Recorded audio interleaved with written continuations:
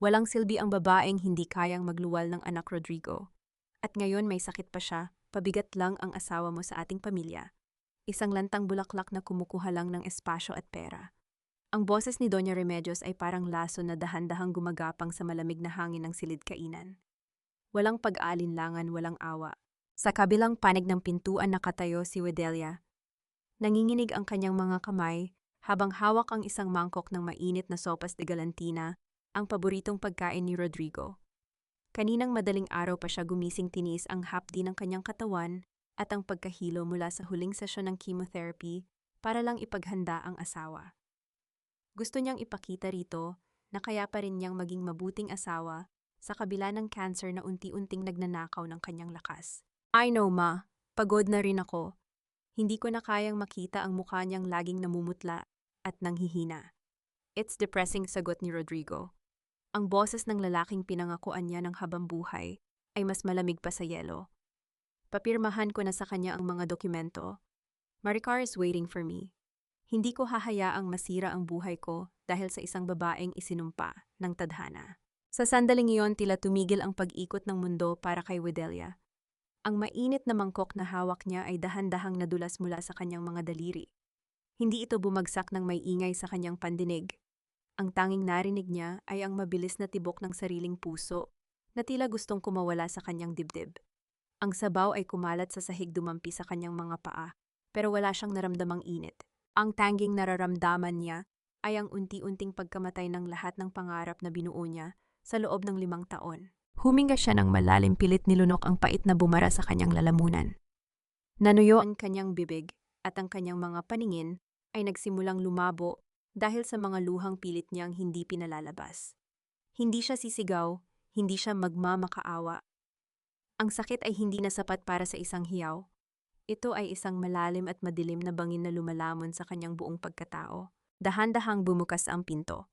Iniluwan nito ang kanyang asawa at ang biyanang babae na hawak ang kanyang kulay gintong rosaryo, tila isang banal na nagpaparusa sa isang makasalanan. Narinig mo naman siguro kami, Wedelia, bungad ni Doña Remedios habang tinitingnan siya mula ulo hanggang paa ng may matinding pandidiri. Huwag na nating pahabain pa ito.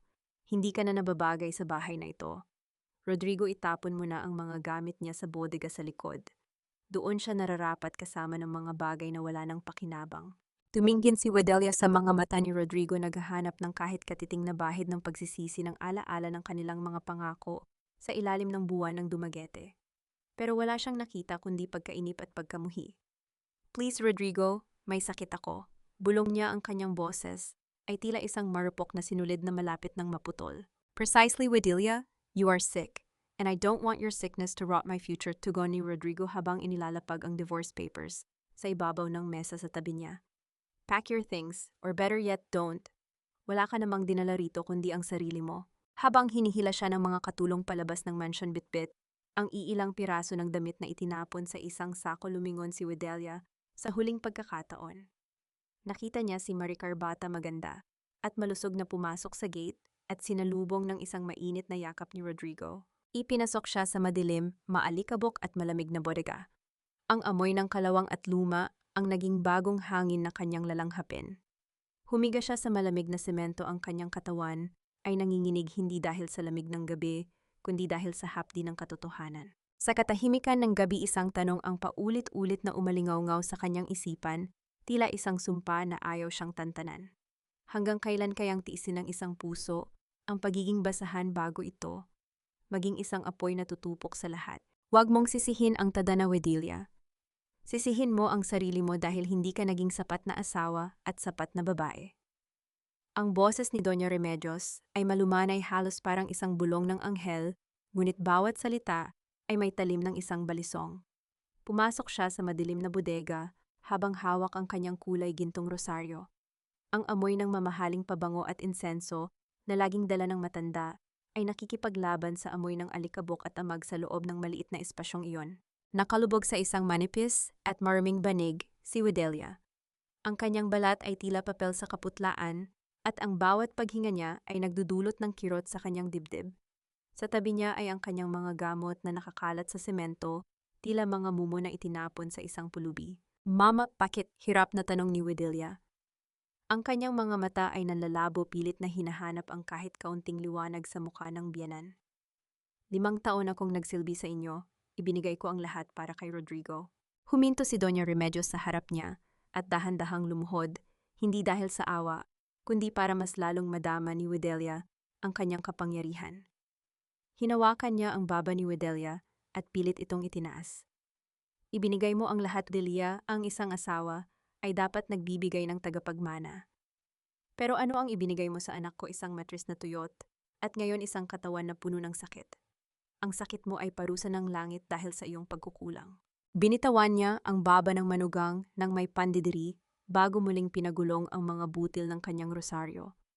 Utang mo sa amin ang bawat sentimong ginastos ni Rodrigo para sa iyong mga gamot. Pero sapat na ang 5 taon ng pagtitiis namin sa iyo. Kung talagang mahal mo ang anak ko, palalayain mo na siya. Hayaan mo siyang sumaya sa piling ng babaeng kayang magbigay sa kanya ng pamilyang ipinagkait mo. Sa labas ng bodega narinig ni Widelia ang tawanan ni na Rodrigo at Maricar. Ang tunog ng kanilang kaligayahan ay tila isang malakas na sampal na paulit-ulit na dumadapo sa kanyang namumutlang pisngi. Nararamdaman niya ang panginginig ng kanyang mga kalamnan. Ang matinding pagnanais na sumigaw. Pero ang tanging lumabas sa kanyang bibig ay isang mahinang ubo na nagdala ng lasa ng bakal sa kanyang lalamunan. Huwag mong asahang may mga katulong na magdadala sa iyo ng pagkain dito, pagpapatuloy ni Doña Remedios habang tumatayo at inaayos ang kanyang mamahaling bestida. Sa bahay na ito ang hindi nagtatrabaho ay hindi kumakain. At dahil ikaw ay wala nang pakinabang matuto kang mamuhay sa kung ano ang itatapon namin sa iyo, yan ang nararapat sa isang babaeng hindi marunong tumanaw ng utang na loob. Tumalikod na ang matanda, ang tunog ng kanyang mga mamahaling sapatos sa semento ay tila isang martilyo na nagpapako sa kabaong ni Widelia. Nang malapit na siya sa pinto, huminto siya at lumingon ng bahagya. Magdasal ka, Widelia. Baka sakaling sa huling sandali ng buhay mo patawarin ka ng Diyos sa pagiging isang pabigat. Naiwang mag-isa, si Widelia sa dilim. Ang lamig ng semento ay tila nanunuot na sa kanyang mga buto. Ipinikit niya ang kanyang mga mata at sa gitna ng kanyang kawalan ng pag-asa, naramdaman niya ang isang matigas na bagay sa ilalim ng kanyang maruming unan. Dahan-dahan niya itong kinapa. Ito ay ang kanyang lumang locket, ang tanging alaala ng kanyang ama na si Don Valeriano Montenegro. Ang gintong ito ay may maliliit na gasgas, mga bakas ng panahon na tila nagpapaalala sa kanya na bago siya naging isang basahan sa pamilya, Emilia de la Vega, siya ay isang prinsesa ng dagat. Isang Montenegro na hindi kailanman yumuyuko sa bagyo. Niyakap niya ang locket sa kanyang dibdib. Ang lamig ng metal ay nagbigay ng kakaibang init sa kanyang nanunuyong puso. Isang butil ng luha ang pumatak mula sa kanyang mata, dahan-dahang gumuhit sa kanyang pisngi, bago tuluyang sumipsip sa alikabok ng bodega. Ngunit ang luha na iyon ay hindi nagawa sa pighati. Ito ay ang huling patak ng kanyang kahinaan. Sa loob ng locket na iyon, nakatago ang isang lihim na hindi alam ni Rodrigo, isang lihim na maaaring magpabago sa kapalaran ng lahat ng taong nananakit sa kanya ngayon. Biglang may narinig siyang kaluskos mula sa labas ng maliit na bintana ng bodega. Isang anino ang humarang sa kakarampot na liwanag ng buwan. Ang pinto ng bodega na dapat ay nakalock mula sa labas ay dahan-dahang gumitkit, tila may pilit na nagbubukas nito mula sa dilim. Sino ang darating sa oras na ito, isang kaibigan o isa pang kaaway na handang tapusin ang kanyang hininga? Dahan-dahang bumukas ang pinto ng bodega, sapat lamang para pumasok ang isang anino na may dalang maliit na lampara. Sa gitna ng kadiliman, ang kakarampot na liwanag ay tumama sa isang pamilyar na muka, punong-puno ng kulubot pagod, pero nag-uumapaw sa pag-aalala. Huwag kang matakot, anak. Ako ito, ang Yaya Esmeralda mo. Ang boses ng matanda ay tila isang haplos ng mainit na kumot sa gitna ng nagyayelong gabi. Mabilis siyang lumapit kay Widelia at agad na lumuhod sa malamig na semento. Inilapag niya ang lampara at isang maliit na lalagyan ng pagkain na nakabalot sa lumang tela. Nang makita niya ang kalagayan ng kanyang alaga, namumutla, nanginginig at nakahiga, sa alikabok hindi napigilan ng matanda ang pagpatak ng kanyang mga luha. Diyos ko, Widelia, anong ginawa nila sa iyo? Bulong ni Esmeralda habang hinahaplos ang buhok ni Widelia. Bakit hinayaan ni Rodrigo na maging ganito ang kalagayan mo? Wala na ba silang puso? Yaya, bawal kang nandito. Mahinang sagot ni Widelia, ang boses ay halos isang gasgas na bulong. Kapag nakita ka ni Doña Remedios, palalayasin ka rin niya. Ayokong madamay ka pa. Umiling ang matanda ng may determination. Hayaan mo silang gawin ang gusto nila. Hindi ko kayang sikmurain na nakahiga ka rito sa dumi habang sila ay nagpapakasasa sa loob. Kumain ka muna, anak. Ipinagluto kita ng lugaw na may luya para guminhawa ang pakiramdam mo. Kumuha si Esmeralda Ng isang basang bimpo mula sa kanyang bulsa. Dahan-dahan sa paraang tila humahawak ng isang mamahaling kristal, pinunasan niya ang mukha ni Wedelia. Ang bawat haplos ay puno ng pagmamahal, tinitipon ang bawat butil ng alikabok na dumikit sa balat ng kanyang alaga. Ito ang unang pagkakataon sa loob ng maraming araw na nakaramdam si Wedelia ng tunay na pagkalinga, isang pag-ibig na walang hinihintay, nakapalit malayo sa mapanlinlang na pangako ni Rodrigo. Hindi ako mamamatay rito, yaya. Biglang sabi ni Wedelia habang nakatingin sa kisame ng bodega na puno ng sapot ng gagamba. Ang kanyang mga mata na kanina lamang ay puno ng pighati ay dahan-dahang nagkaroon ng isang kakaibang ningning. Hindi sa ganitong paraan matatapos ang kwento ko. Yan ang alaga ko, yan ang Montenegro na pinalaki ko, sagot ni Esmeralda habang sinusubuan ng lugaw si Wedelia. Kahit anong dumi ang itapon nila sa iyo, mananatili kang ginto, Wedelia. Tandaan mo yan. Sa gitna ng kanilang mahinang pag-uusap, biglang napatigil si Wedelia. Ang kanyang pandinig ay naging matalas sa gitna ng katahimikan ng gabi. May narinig siyang marahang hakbang sa labas ng bodega, hindi ang mabigat na yabag ni Rodrigo or ang matunog na takong ni Doña Remedios. Ito ay isang hakbang na tila nagmamasid, maingat at puno ng misteryo. Napansin din ni Esmeralda ang katahimikan ni Wedelia. Agad niyang hinipan ang apoy ng lampara at ang buong bodega ay muling binalot ng madilim na kumot ng gabi. Ang tanging liwanag na natira ay ang kakarampot na sinag ng buwan na pumasok sa mga siwang ng lumang kahoy. Mula sa isang maliit na butas sa pader, nakita ni Wedelia ang isang matangkad na anino sa labas. Isang lalaki na nakasuot ng itim na jacket, nakatayo sa ilalim ng puno ng mangga at nakatingin ng diretso sa bodega. Ang kanyang mga mata ay tila nagliliyab sa dilim, pinagmamasdan ang bawat galaw sa loob ng piitang iyon. Hindi gumalaw ang lalaki, nanatili lamang siyang nakatayo doon, tila isang bantay, o marahil ay isang maninila na naghihintay ng tamang pagkakataon. Sino ang lalaking ito? Bakit siya narito sa gitna ng hating gabi? At higit sa lahat, bakit tila ang kanyang presensya ay nagbibigay kay Wedelia ng isang uri ng takot na hinaluan ng kakaibang pag-asa and katkan. Mas bagay pala sa akin ang kwintas na ito kaysa sa leeg mong puro kulubot at tuyot na. Ang boses ni Maricar ay matinis, puno ng pang-uyam habang hinahaplos ang isang perlas na kwintas, isang regalo ni Rodrigo kay Wedelia noong ikalawang anibersaryo nila. Pumasok siya sa bodega na tila ba naglalakad sa isang fashion runway. Ang kanyang pulang takong ay lumilikha ng matunog na yabag sa maruming semento. Ang bawat hakbang niya ay nagpapadpad ng alikabok sa hangin na nagiging sanhi ng muling pag-ubo ni Wedelia. Nakahiga pa rin si Wedelia sa banig, pilit na itinatago ang locket ng kanyang ama sa ilalim ng kanyang lukot na damit. Nakita niya ang suot ni Maricar, hindi lang ang kwintas, kundi pati na rin ang sutlang bestida na dati ay paborito niya.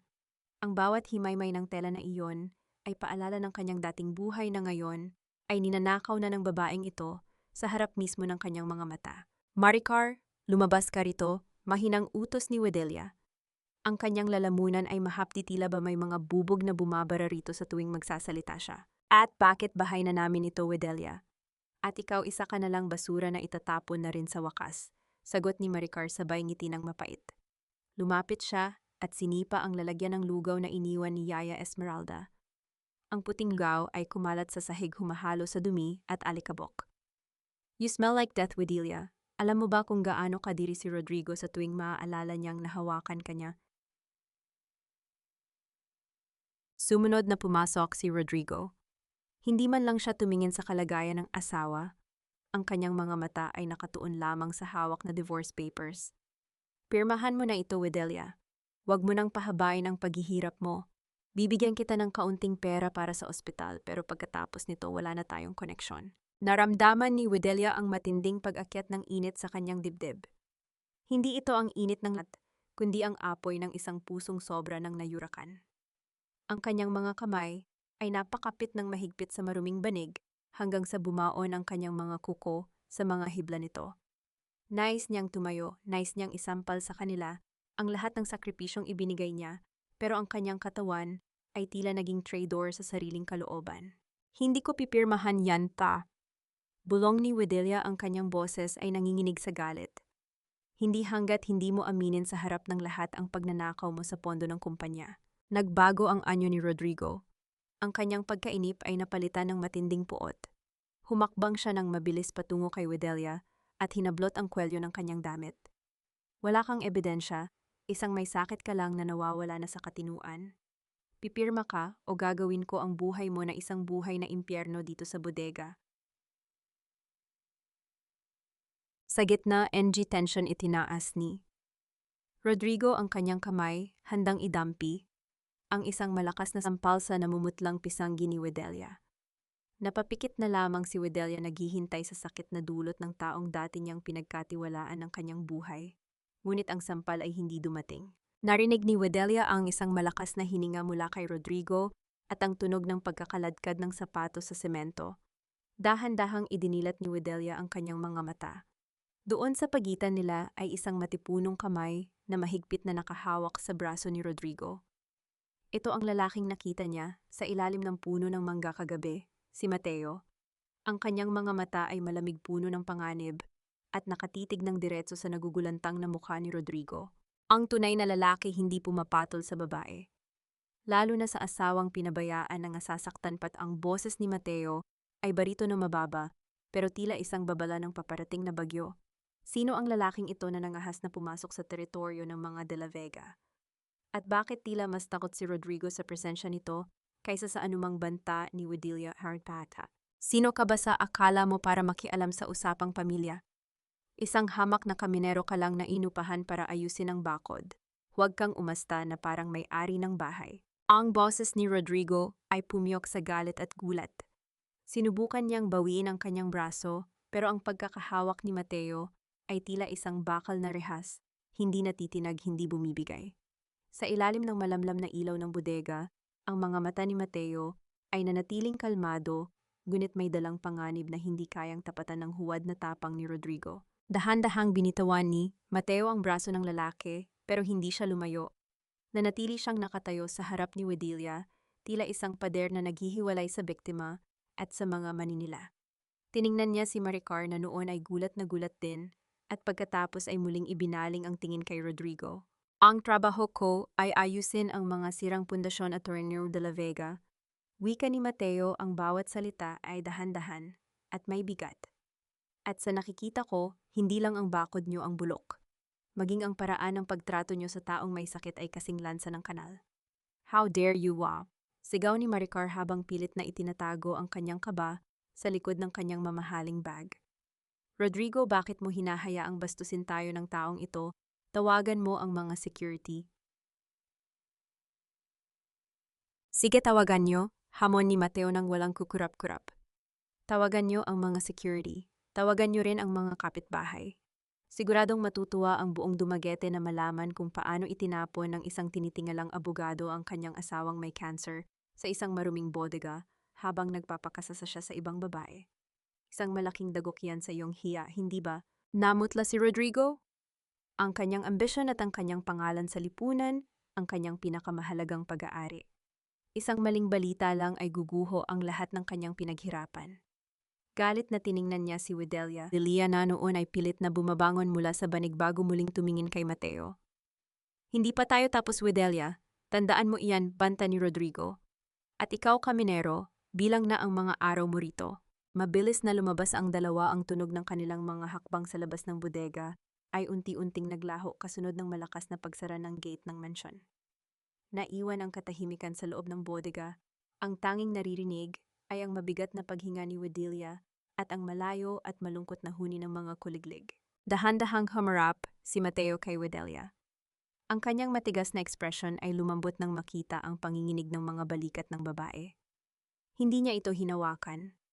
Alam niyang sa sandaling ito ang anumang uri ng pagdampi ay maaaring maging sanhi ng muling pagguho ng natitirang lakas ni Wedelia. Salamat, bulong ni Wedelia. Ang kanyang mga mata ay puno ng kahihiyan. Pero hindi mo dapat ginawa yun. Lalong magiging malupit si Doña Remedios dahil sa pakikialam mo. Hindi ako natatakot sa kanila, Widelia Pod, sagot ni Mateo. Lumapit siya ng bahagya at may kinuha mula sa kanyang bulsa. Isang maliit na bagay na nakabalot sa plastic. Inilapag niya ito sa tabi ng mga gamot ni Widelia. Gamitin mo ito, huwag mong hahayaang makita nila. Ito ay isang smartphone hindi bago, pero mukhang maayos at may signal. Bakit mo ito ginagawa, Park? Tanong ni Widelia. Ang kanyang pagduda ay muling bumangon. Sino ka ba talaga, Mateo? Isang kaminero lang ba talaga ang isang taong may ganitong klasing titig at tapang? Huminga ng malalim si Mateo. Tumingin siya sa maliit na bintana ng bodega, kung saan sumisilip ang buwan. Sabihin na nating pareho tayong may sugat na idinulot ng mga taong nasa loob ng mansyong iyan. Ang pagkakaiba lang, ako ay sanay ng mabuhay sa dilim. Ikaw, kailangan mo pang matutong lumaban. Tumayo na si Mateo para umalis, pero bago siya tuluyang makalabas, lumingon siya muli. Nakatala na doon ang numero ko. Pindutin mo lang ang unang contact kung kailangan mo ng tulong. At Widelia, huwag mong kakalimutan na ang isang Montenegro ay hindi namamatay sa loob ng isang bodega. Napaigtad si Widelia. Paano nalaman ni Mateo ang kanyang tunay na apelido? Paano nito nalaman ang lihim na matagal na niyang ibinaon sa limot? Habang hawak ang telepono sa kanyang nanginginig na kamay, naramdaman ni Widelia ang mabilis na pagtibok ng kanyang puso. Isang bagong uri ng takot ang lumamon sa kanya, ang takot na ang kanyang tagapagligtas ay maaaring may sarili ring agenda na mas mapanganib pa kaysa sa puot ni Rodrigo. Widelia, Diyos ko, my poor friend, bakit nila ito ginagawa sa iyo? Bakit nila hinahayaang mabulok ka sa lugar na ito? Ang boses ni Soraya ay punong-puno ng pighati, isang matinis na tunog na bumasag sa katahimikan ng bodega. Mabilis siyang pumasok, ang kanyang mamahaling floral na pabango ay agad na humalo sa amoy ng amag at alikabok na lumikha ng isang nakakasulasok na timpla. Lumapit siya kay Widelia at agad itong niyakap ng mahigpit, tila ba isa siyang anghel na dumating para iligtas ang isang naliligaw na kaluluwa. Naramdaman ni Widelia ang lambot ng mamahaling tela ng blusa ni Soraya sa kanyang nanunuyong balat. Sa sandaling iyon, gusto niyang maniwala. Gusto niyang isubsob ang kanyang muka sa balikat ng kaibigan at iiyak ang lahat ng sakit na kinikimkim niya. Dahil sa mundong ito na punong-puno ng mga taong gustong tumapak sa kanya, si Soraya, ang huling hibla ng kanyang nakaraan, ang tanging taong nakakaalam ng kanyang mga pangarap bago pa man dumating si Rodrigo. Soraya, salamat at dumating ka, bulong ni Widelia habang pilit na pinipigilan ang muling pag-atake ng ubo. Akala ko nakalimutan na ako ng mundo. Hinding-hindi kita makakalimutan, girl. Best friends tayo, di ba? Sabi ni Soraya, habang inilalapag ang isang paper bag sa tabi ng banig. Nagdala ako ng paborito nating pansit at mga prutas. Kailangan mong lumakas, Widelia. Hindi ka pwedeng sumuko. Inilabas ni Soraya ang isang suklay mula sa kanyang bag. Halika rito, susuklayan kita. Tignan mo ang buhok mo, ang gulo-gulo na. Kahit may sakit tayo, kailangang maganda pa rin ang Montenegro ko. Dahan-dahang isinandal ni Widelia ang kanyang ulo sa kandungan ni Soraya. Ang bawat haplos ng suklay sa kanyang anit ay tila isang gamot sa kanyang pagal na isipan. Ngunit sa bawat hagod, naramdaman ni Widelia ang mga hibla ng kanyang buhok na sumasama sa suklay, isang malupit na paalala ng laso ng chemotherapy na dumadaloy sa kanyang katawan. Nanahimik si Soraya, ngunit ang kanyang mga kamay ay patuloy sa paggalaw. Widelia, girl, kamusta na yung divorce papers? Tanong ni Soraya sa isang tonong tila nagmamalasakit lamang. Sinasabi kasi ni Rodrigo na ayaw mo raw pumirma. Alam mo, iniisip ko lang ang welfare mo. Baka kapag pumirma ka, ibigay na nila yung settlement money para makapagpagamot ka sa mas maayos na ospital. Hindi ba mas mabuti yun? Napatigil ang puso ni Widelia. Ang init ng haplos ni Soraya ay tila biglang naging malamig na hangin. Handahan niyang iminulat ang kanyang mga mata at tumingin sa sahig kung saan nakatago sa ilalim ng isang lumang dyaryo ang teleponong ibinigay ni Mateo. Hindi pera ang kailangan ko, Soraya. Hustisya ang gusto ko, ta. Sagot ni Widelia, ang kanyang boses ay naging matigas. I know, pero paano ka lalaban kung ganyan ang kalagayan mo? Pagpupumilit ni Soraya. By the way, may mga tinatago ka pa bang documents? Yung mga proof ng pagnanakaw ni Rodrigo, itago mo yun ng maayos, ha? O kaya ibigay mo sa akin, ako na ang magtatago para sa iyo. Delikado rito sa bodega, baka pasukin ka ni na Doña Remedios at kunin yun. Hindi sumagot si Widelia. Nakaramdam siya ng isang kakaibang pangingilabot. Bakit parang mas interesado si Soraya sa kanyang mga ebidensya kaysa sa kanyang nararamdamang sakit? Tumunog ang telepono sa loob ng bag ni Soraya. Mabilis itong kinuha ng babae at lumayo ng bahagya kay Wedelia. Wait lang girl ha, tumatawag lang si mama. Sinundan ni Wedelia ng tingin ang kanyang kaibigan. Nakita niya ang reflection ni Soraya sa isang basag na salamin na nakasandal sa pader. Doon nakita niya ang isang eksenang kailanman ay hindi niya inakala. Habang nakatalikod si Soraya, mabilis nitong itinutok ang kanyang sariling telepono sa mga bote ng gamot ni Wedelia na nakalapag sa semento at kumuha ng litrato. Pagkatapos mabilis nitong nirecord ang paligid ng bodega, pati na ang ilalim ng unan ni Wedelia. Walang boses na lumabas sa bibig ni Soraya, pero ang kanyang mga mata ay hindi na puno ng luha. Ito ay puno ng pagkalkula at kasakiman. Nang humarap muli si Soraya, ang kanyang muka ay muling naging maamo at puno ng awa. Wedelia, kailangan ko nang umalis. May appointment pa ako. Balik ako bukas ha, mag-ingat ka. Nagmamadaling lumabas si Soraya iniwan. Ang amoy ng kanyang pabango na tila isang lason na naiwan sa hangin. Nanatiling nakahiga si Wedelia, ang kanyang puso ay tila isang basong nahulog at nadurog sa libu-libong piraso. Ang sakit ng pagtataksil ng kaibigan ay mas matindi pa kaysa sa sakit ng cancer na kumakain sa kanyang laman. Kinuha niya ang teleponong ibinigay ni Mateo at tinitigan ang screen. Isang mensahe ang pumasok mula sa isang hindi kilalang numero. Huwag kang magtitiwala sa kahit kanino, Wedelia. Kahit sa taong nagdadala sa iyo ng pagkain, napasinghap si Wedelia. Alam ba ni Mateo ang tungkol kay Soraya?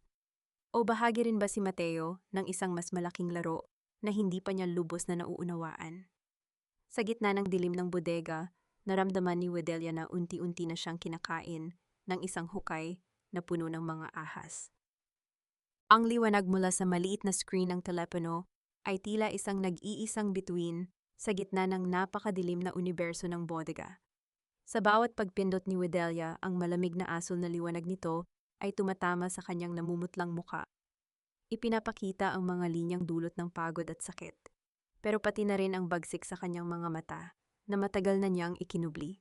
Nanginginig ang kanyang mga daliri, hindi lang dahil sa lamig ng gabi, kundi dahil sa matinding panghihina ng kanyang katawan. Bawat hinga niya ay may kasamang huni ng paghihirap mula sa kanyang mga bagay, isang paalala na ang oras ay hindi niya kakampi. Ngunit sa likod ng kanyang pisikal na pagkapagod, ang utak ni Wedelia ay nagsisimulang gumana ng may presisyon ng isang Montenegro, isang pamilyang binuo ang imperyo sa gitna ng mga naglalakihang alon. Akala mo ba, Rodrigo, ay hanggang dito na lang ako? Bulong niya sa sarili, ang boses ay tila isang kaluskos ng tuyong dahon. Akala mo ba ay nakuha mo na ang lahat dahil lang nasa bodega mo ako? Sinimulan niyang i-access ang encrypted gateway ng Montenegro Lines. Maraming taon na ang nakalilipas nang ituro sa kanya ng kanyang ama ang mga backdoor sa kanilang financial systems. Isang lihim na tanging ang mga tagapagmana lamang ang nakakaalam bilang proteksyon sa mga ganitong pagkakataon. Dahan-dahan sa pamamagitan ng mabagal na internet connection ng lumang phone, pumasok siya sa network ng kumpanya ni Rodrigo, ang kumpanyang itinayo gamit ang kanyang sariling pera at connection. Sa bawat folder na kanyang binubuksan, bumubulaga sa kanya ang katotohanang mas mapait pa sa gamot na kanyang ininom. Nakita niya ang mga peking invoice, ang mga transaksiyong walang pangalan, at ang dambuhalang utang sa sugal na tinatakpan ni Rodrigo gamit ang pondo ng mga empleyado. Nakita rin niya ang mga bayad sa mamahaling alahas at condo unit na nakapangalan kay Maricar. Isang butil ng pawis ang tumulo mula sa kanyang noo at pumatak sa screen ng telepono. Agad niya itong pinunasan gamit ang kanyang nangangatog na hintuturo. Ang simpleng pagkilos na yon ay tila isang simbolismo ng paglilinis niya sa kanyang sariling kapalaran. Sa bawat dokumentong kanyang kinukuha at ini-upload sa isang cloud server na siya lang ang may alam, nararamdaman niya ang unti-unting pagbabalik ng kanyang kapangyarihan. Habang abala sa kanyang ginagawa, narinig niya ang mahinang pagbukas ng pinto. Mabilis niyang itinago ang telepono sa ilalim ng kanyang maruming kumot at nagpanggap na natutulog. Pumasok si Yaya Esmeralda, may dalang isang baso ng maligamgam na tubig. Wedelia, anak, gising ka ba? Uminom ka muna nito, malambing na sabi ng matanda. Dahan-dahang iminulat ni Wedelia ang kanyang mga mata. Salamat, Yaya. Bakit gising ka pa? Hindi ako makatulog, anak. Masama ang kutob ko sa mga nangyayari sa itaas. Nakita ko si Rodrigo at Doña Remedios na may kausap na mga lalaking nakabarong kanina. Mukhang mga abogado at bank manager ta. Bulong ni Esmeralda habang inalalayan si Wedelia sa pag-inom. Uminom si Wedelia ang tubig ay nagbigay ng kaunting ginhawa sa kanyang nanunuyong lalamunan. Hayaan mo sila, Yaya. Hayaan mo silang magpakasaya sa huling pagkakataon. Nang makalabas na ang matanda, muling kinuha ni Wedelia ang telepono. Pero sa pagkakataong ito, isang pulang babala ang lumabas sa screen. Isang real-time alert mula sa financial monitoring system na lihim niyang itinanim kanina. Namilog ang mga mata ni Wedelia. Ang kanyang puso ay nagsimulang tumibok ng mabilis, tila isang tambol na nagbababala ng panganib. Ayon sa data na lumalabas, sinisimulan na ni Rodrigo ang isang final liquidation, isang proseso ng paglilipat ng huling natitirang pondo ng kumpanya patungo sa isang offshore account sa pangalan ni Maricar. Isang oras na lang at tuluyan nang mawawala ang lahat ng ebidensya ng perang ninakaw nila at maiiwan ang kumpanya na baon sa utang na sa kanya nakapangalan. Hindi ko hahayaang mangyari ito, gigil na sabi ni Wedelia. Sinubukan niyang i-block ang transaction pero ang kanyang mga daliri ay biglang nanigas. Isang matinding ubo ang muling dumating sa pagkakataong ito ay mas malakas at mas masakit. Napakapit siya sa kanyang dibdib, ang kanyang paningin ay nagdilim ng bahagya. Sa gitna ng kanyang pakikipaglaban sa sariling katawan, nakita niya sa screen ang progress bar ng transfer 80% na, 70. Kung hindi niya mapipigilan ang huling pindot ni Rodrigo, sa loob ng mansion mawawala ang tanging barahan niya para makuha ang hustisya. At siya ang reyna ng bodega ay tuluyan ng mabubura sa kasaysayan bago pa man siya makapagsimula ng kanyang paghihiganti. Kaya ba ng isang pusong tumitigil na ang tibok na pigilan ang isang sakim na kamay na sumasamsam sa lahat? Ang bawat hininga ay parang paglunok ng mga bubog matalim mahapdi at tila nagnanakaw ng huling lakas ni Wedelia. Matapos ang pakikipaglaban sa digital na mundo ni Rodrigo, ang kanyang katawan ay tuluyan ng bumigay. Ang lagnat ay dahan-dahang gumagapang sa kanyang mga ugat na ginagawang isang pugon, ang malamig na bodega. Sa gitna kanyang malabong paningin muling bumukas ang pinto. Inakala niyang si Yaya Esmeralda ito, ngunit ang pamilyar na amoy ng ulan at pine tree ang namayani sa paligid. Hindi ito ang amoy ng mansion, ito ay amoy ng kalayaan. Wedelia, masyadong mataas ang lagnat mo. Ang boses ni Mateo ay malalim puno ng awang pilit itinatago sa likod ng pagiging seryoso. Hindi na naghintay ng sagot ang lalaki. Lumapit siya at dahan-dahang naupo sa tabi ng banig. Sa pagkakataong ito, hindi siya tumayo bilang isang kaminero o isang estranghero, kundi bilang isang taong handang sumalo sa isang bumabagsak na bituin. Kinuha ni Mateo ang isang maliit na palanggana ng tubig at isang malinis na tela na dala niya. Dahan-dahan niyang isinawsaw ang tela at piniga ito bago marahang idinampi sa noo ni Wedelia. Ang lamig ng tubig ay nagdulot ng isang matinding panginginig sa katawan ng babae, ngunit kasunod nito ay ang isang kakaibang ginhawa. Huwag kang malikot, bulong ni Mateo, nang subukang umiwas ni Wedelia. Kailangan nating pababain ang temperatura mo. Tinitigan ni Wedelia ang mukha ni Mateo na napakalapit sa kanya. Sa ilalim ng kakarampot na liwanag ng buwan, nakita niya ang mga detalye ng mukha nito. Ang matanggos na ilong, ang matitigas na linya ng panga, at ang mga matang tila may sariling mundo ng pighati. Sa unang pagkakataon sa loob ng maraming taon, naramdaman ni Wedelia na hindi siya nag-iisa. Nasa gitna ng dumi at alikabok ng bodega, may isang taong nakakakita sa kanya bilang isang tao at hindi bilang isang pasanin. Bakit mo ito ginagawa? Tanong ni Wedelia. Ang boses ay nanginginig. Wala ka namang makukuha sa akin. Isa lang akong may sakit na itinapon na ng sariling asawa. Huminto ang kamay ni Mateo sa pagpunas sa kanyang leg. Tumingin siya ng diretso sa mga mata ni Wedelia, isang tingin na tila nagnanais na basahin ang bawat pahina ng kanyang kaluluwa. Minsan ang mga pinakamahalagang bagay ay matatagpuan sa mga lugar na akala ng iba ay wala ng halaga. Huwag mong maliitin ang sarili mo, Wedelia. Ang bodega na ito ay hindi mo libingan. Ito ang iyong kuta. Dahan-dahang kinuha ni Mateo ang kanyang jacket at maingat na ipinatong sa nanginginig na katawan ni Wedelia. Naramdaman ni Wedelia ang init na nanggagaling sa tela, ang init na tila direktang nanggaling sa katawan ng lalaki. Sa isang sandali tila naglaho ang amoy ng amag at pinalitan ito ng isang pakiramdam ng seguridad na matagal na niyang kinalimutan. Lumapit pa ng kaunti si Mateo para ayusin ang unan ni Widelia. Sa sobrang lapit nila nararamdaman na ni Widelia ang mainit na hininga ni Mateo sa kanyang pisinggi.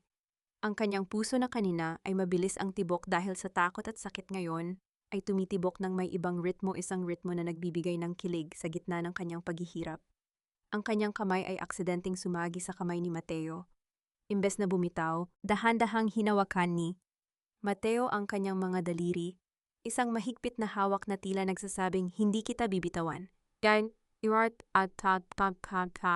Nagtagal ang kanilang mga tingin. Tila tumigil ang oras. Ang galit at hinala ni Widelia ay dahan-dahang natutunaw, pinalitan ng isang mapanganib na uri ng pagtitiwala. Ngunit ang katahimikan ng gabi ay biglang binuwag ng isang matinis at mapagmataas na boses mula sa labas ng bodega. Widelia, alam kong gising ka, pabuksan mo ang pintong ito bago ko ito ipagiba kay Rodrigo. Ang boses ni Doña Remedios ay parang isang kidlat na tumapos sa panaginip. Mabilis na bumitaw si Mateo at tumayo, ang kanyang muka ay muling naging malamig at alerto. Nandito siya, bulong ni Widelia, ang takot ay muling bumalik sa kanyang mga mata. Huwag kang gagalaw, utos ni Mateo. Huwag mong hahayaang makita niya ang telepono. Ngunit huli na ang lahat. Ang pinto ng bodega ay marahas na bumukas at ang liwanag ng isang malakas na flashlight ay tumama ng diretso sa kanilang kinalalagyan. Nanliit ang mga mata ni Doña Remedios nang makita ang anyo ni Mateo sa tabi ng kanyang manugang. Anong kabastusan ito? Sigaw ng matanda. Ang kanyang muka ay namumula sa galit habang hawak ang kanyang rosaryo. Kaya pala ayaw mong pumirma sa divorce dahil may kalandian kang kaminero sa loob ng bodega ko, Rodrigo, halika rito. To tingnan mo, ang gitapat mong asawa. Napatayo si Widelia sa kabila ng panghihina. Ngunit bago pa siya makapagsalita, nakita niya ang isang bagay sa kamay ni Doña Remedios na nagpatingkad sa kanyang kaba. Hawak ng matanda ang isang papel na mukhang familiar, isang printout ng isa sa mga bank transaction na lihim na binuksan ni Widelia kanina. Paano ito nakuha ng matanda? At ano ang gagawin ni Rodrigo kapag nalaman niyang ang asawang inaakala niyang tuyot ay unti-unti nang sinusunog ang kanyang imperyo mula sa loob? Ibigay mo sa akin yan, Widelia. Wala ka ng karapatang magmay-ari ng kahit na anong ginto sa loob ng bahay ko. Ang boses ni Rodrigo ay puno ng pot at kasakiman habang mabilis siyang lumalapit sa kanyang asawa. Hindi man lang niya tiningnan si Mateo na noon ay handang sumugod. Ang kanyang mga mata ay nakapako sa gintong locket na mahigpit na hawak ni Widelia sa kanyang dibdib. Para kay Rodrigo, ang bawat piraso ng ginto ay katumbas ng mga barahang kailangan niyang itaya para mabura ang kanyang mga utang. Nanginginig ang mga kamay ni Widelia. Sinubukan niyang itago ang locket sa loob ng kanyang damit, ngunit sa sobrang panghihina ng kanyang katawan, mabilis siyang nahablot ni Rodrigo. Sa gitna ng madilim at maalikabok na bodega, ang tanging maririnig ay ang mabilis na paghinga ni Widelia at ang malupit na paghila ni Rodrigo sa kanyang mga kamay. Huwag, Rodrigo, pakiusap. Ito na lang ang natitira sa akin. Pagsusuma mo ni Widelia, ang kanyang boses ay tila isang basag na plaka, puno ng pighati na sapat na sana para palambutin ang kahit na anong pusong bato. Alaala ito ni Papa. Huwag mong kunin ito. Alaala, Widelia. Ang mga alaala ay hindi nakakapagbayad ng utang sa bangkong singhal ni Rodrigo. Gamit ang kanyang lakas, marahas niyang binuksan ang mga daliri ni Widelia. Isang masakit na unggol ang kumawala sa bibig ni Widelia nang mabaon ang mga kuko ni Rodrigo sa kanyang balat. Susugod na sana si Mateo para pigilan ang kalupitan ni Rodrigo, ngunit mabilis siyang pinigilan ng tingin ni Widelia. Alam ni Widelia na kapag nasaktan ni Mateo si Rodrigo tuluyan, na itong makakahanap ng dahilan para ipakulong ang lalaking tanging nagpakita sa kanya ng kabutihan. Sa gitna ng sakit, ang inisip pa rin ni Widelia ay ang kaligtasan ng iba. Sa isang malakas na hila na pigtas ang kadena, ang locket ay nakuha ni Rodrigo. Tinitigan ni Rodrigo ang gintong alaala sa kanyang palad ng may mapait na ngiti. Sinasabi ko na nga ba, itinatago mo ang mamahaling bagay na ito habang pinapanood mo kaming mamroblema sa pera. Napakasakim mong babae. Ibalik mo yan sa kanya, Rodrigo. Hindi sa iyo yan. Ang boses ni Mateo ay mababatila, isang babala mula sa kailaliman ng lupa. Tumawa ng nakakaloko si Rodrigo habang ipinapakita ang locket kay Doña Remedios, na noon ay nakamasid lang sa gilid. Tignan mo, ma, akala niya siguro ay hindi natin malalaman. Ibebenta ko ito bukas din. Siguradong malaki ang halaga nito sa pawn shop sa bayan. Diyos ko, patawarin mo ang babaeng ito sa kanyang pagiging mapagkimkim, bulong ni Doña Remedios. Habang muling pinapaikot ang kanyang rosaryo, ang kanyang muka ay puno ng huwad na kabanalan. Yan ang nararapat sa iyo, Wedelia. Ang mawalan ng lahat ng bagay na pinahahalagahan mo hanggang sa matutunan mong yumuko sa aming kalooban. Napaubsob si Wedelia sa banig. Nararamdaman niya ang matinding kawalan, tila ba kasama ng locket na iyon ay ninakaw din ang kanyang huling hininga. Ang bawat tibok ng kanyang puso ay may kasamang hapdi ng pagkakanulo. Ang locket na iyon ay hindi lang ginto. Iyon ang kanyang kaluluwa, ang kanyang pag-asa, at ang kanyang huling koneksyon sa kanyang ama. Ngunit sa gitna ng kanyang pagluha, isang kaisipan ang biglang pumasok sa kanyang isipan na nagpahinto sa kanyang pag-iyak. Tiningnan niya ang likod ni Rodrigo habang palabas ito ng bodega kasama ang kanyang ina. Hindi alam ni Rodrigo na sa loob ng locket na iyon, sa ilalim ng larawan ng kanyang ama, ay nakaukit ang 12-digit na access code para sa primary vault ng Montenegro Lines. Isang vault na naglalaman ng mga dokumentong magpapatunay na ang mansyong tinitirhan nila ay nakasanla na sa kanyang pamilya noon pa man. Rodrigo, nakuha mo ang ginto pero ibinigay ko sa iyo ang susi ng sarili mong kulungan. Dahan-dahang lumapit si Mateo kay Wedelia at naupo sa kanyang tabi. Hindi siya nagsalita, ngunit ang kanyang presensya ay nagbigay ng isang uri ng lakas na hindi kayang ibigay ng anumang gamot. Hinawakan ni Mateo ang nanginginig na kamay ni Wedelia, ang kanyang balat ay mainit at matatag. Hayaan mo sila't bulong ni Mateo. Hayaang silang malunod sa sarili nilang kasakiman. Ang kinuha nila ay bakal at ginto lang. Pero ang hindi nila alam, hawak mo pa rin ang tadhana. Tumingin si Wedelia sa labas sa madilim na langit ng Dumaguete. Ang tanong na nananatili kanyang isipan ay tila isang sumpa. Sino ang unang susuko sa labanang ito? Ang taong nagnakaw ng alaala o ang taong ginamit ang alaala para lumikha ng isang bitag na walang takas? Hayaan mo siyang mamatay sa dumima. Mas malinis ang mundo kapag wala na ang amoy ng gamot at kamatayan sa bahay na ito. Ang mga salitang iyon ni Rodrigo na narinig ni Wedelia bago sumara ang pinto ng bodega kanina ay tila mga uling na nagbabaga sa loob ng kanyang isipan. Habang ang ulan ay nagsisimulang humampas sa bubong na yari sa luma at kinakalawang na yero, naramdaman ni Wedelia ang pagsisimula ng pinakamahabang gabi ng kanyang buhay. Ang Hapidien's chemotherapy ay hindi na lamang isang banyagang likido sa kanyang mga ugat. Ito ay naging isang halimaw na dahan-dahang nginunguya ang kanyang mga buto. Bawat hibla ng kanyang kalamnan ay tila hinihila ng mga hindi nakikitang kawad. Ang lamig ng semento ay nanunuot sa kanyang likod, habang ang init ng lagnat ay nagnanakaw ng huling kahalumigmigan sa kanyang labi. Nas niyang sumigaw, nas niyang tawagin si Yaya Esmeralda. Pero ang kanyang lalamunan ay tila binalot ng tuyong buhangin. Sa bawat pagsubok niyang huminga, nararamdaman niya ang bigat ng isang dambuhalang bato sa kanyang dibdib. Sa kabilang dako ng Hardin, ang mansion ng mga De La Vega ay nagliliwanag. Maririnig ang mahinang tunog ng musika at ang tawanan ni Rodrigo at Maricar na tila nagdiriwang sa gitna ng unos. Ang kaibahan ng kanilang karangyaan sa kanyang paghihirap sa loob ng bodega ay isang mulasadong katotohanan na mas masakit pa sa anumang karayom. Dahan-dahan sa gitna ng dilim, naramdaman ni Wedelia ang paglamig ng kanyang mga dulo ng daliri. Ang kanyang paningin ay nagsimulang mapuno ng puting anino. Tila ba ang pader ng bodega ay dahan-dahang nawawala at ang tinig ng kanyang ama ay bumubulong sa hangin, tinatawag ang kanyang pangalan mula sa kabilang buhay. Papa, pagod na ako, bulong niya sa kanyang hininga. Ang kanyang puso ay tumitibok na ng napakabagal, tila isang orasan na nauubusan na ng baterya. Isang sandali, tila tumigil ang lahat. Ang sakit, ang galit at ang paghihiganti ay naging malayo at walang halaga. Handa na siyang bumitaw. Handa na siyang hayaan ang kadiliman na lamunin siya ng buo. Ngunit sa gitna ng bingit ng kamatayan, naramdaman niya ang isang mahigpit na hawak sa kanyang kamay. Hindi ito ang malamig na kamay ng sundo, kundi isang mainit, magaspang at buhay na palad. Wedelia, huwag kang susuko, hindi pa ito ang dulo. Ang boses ni Mateo ay tila isang utos na nanggaling sa langit. Nararamdaman ni Wedelia ang pagbuhos ng mainit na luha sa kanyang pisngi. Hindi ang kanyang sariling luha, kundi ang luha ng lalaking patuloy na nakikipaglaban para sa kanya sa gitna ng dilim. Isang matinding ubo ang kumawala sa dibdib ni Wedelia, isang ubo na nagdala ng sariwang hangin sa kanyang mga baga. Dahan-dahan iminulat niya ang kanyang mga mata. Ang puting anino ay naglaho pinalitan ng nag-aalalang mukha ni Mateo na basa ng ulan. Sa sandaling iyon ang takot sa kamatayan ay napalitan ng isang nag-aapoy na determination. Ang bawat sakit na nararamdaman niya ay naging gasolina para sa kanyang kalooban.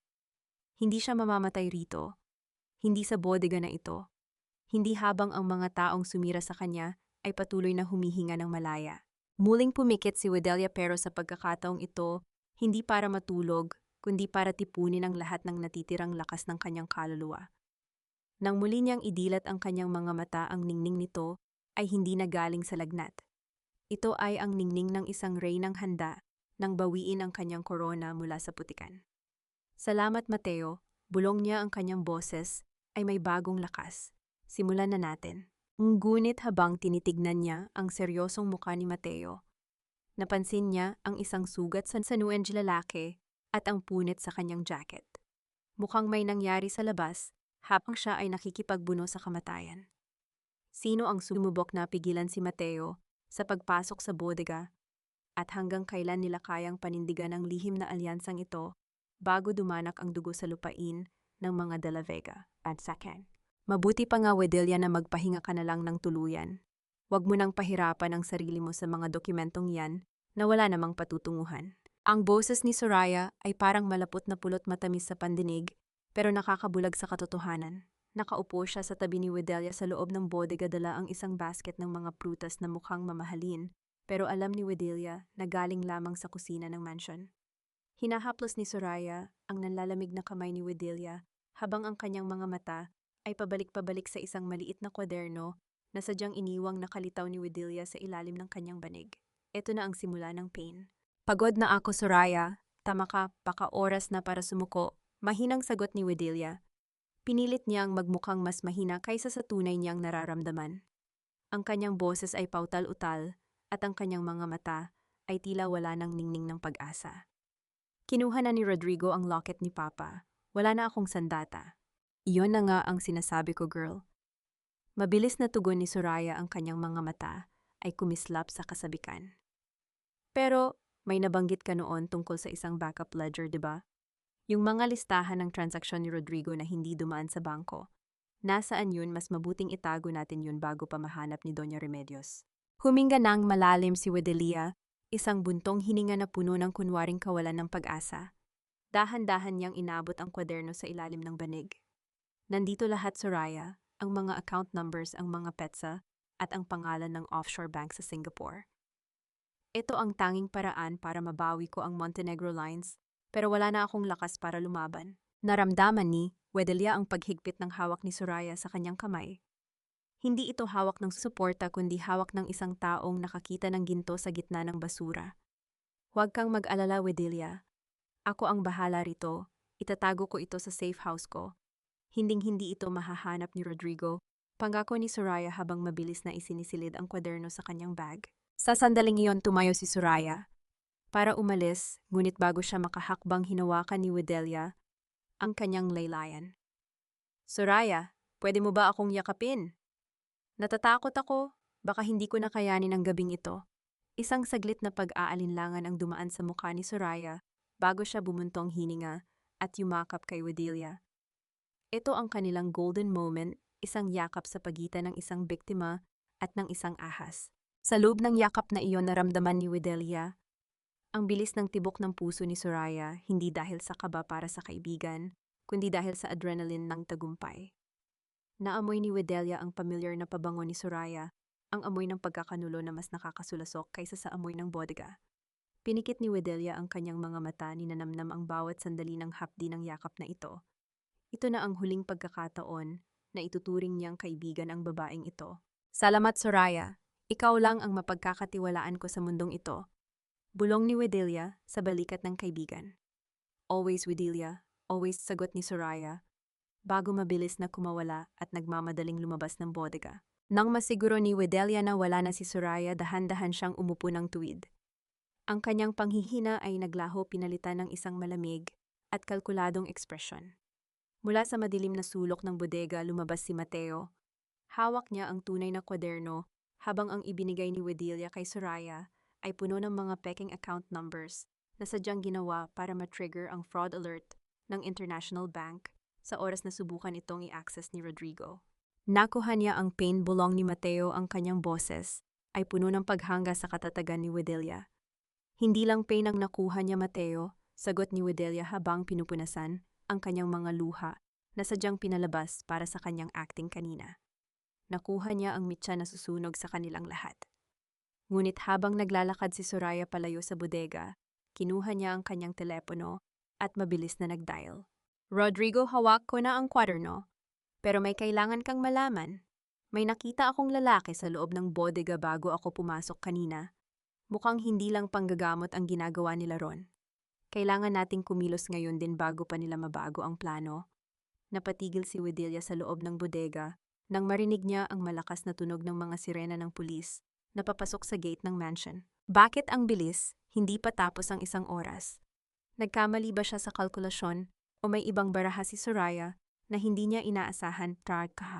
Everything you need is here, Rodrigo. Lahat ng account numbers, lahat ng listahan ng mga ari-arian na pilit niyang itinatago nasa kwadernong ito. Ang boses ni Soraya ay nag-uumapaw sa tagumpay habang inilalagay niya ang kwaderno sa ibabaw ng mahabang mesa sa silid aklatan ni Rodrigo. Sa loob ng mansion ang hangin ay malamig at mabango malayong malayo sa amoy ng amag na iniwan niya sa bodega. Nakatayo si Rodrigo, ang kanyang mga mata ay nanlilisik sa kasakiman habang hinahawakan ang kwaderno samantalang si Doña Remedios ay dahan-dahang umiinom ng tsaa na kamasid nang may mapait na ngiti. Sigurado ka bang ito na ang lahat, Soraya? Tanong ni Rodrigo habang mabilis na binubuklat ang mga pahina. Wala na siyang ibang kopya. Nakuha ko na ang tiwala niya, Rodrigo. Akala niya ako na lang ang tanging kakampi niya sa mundo.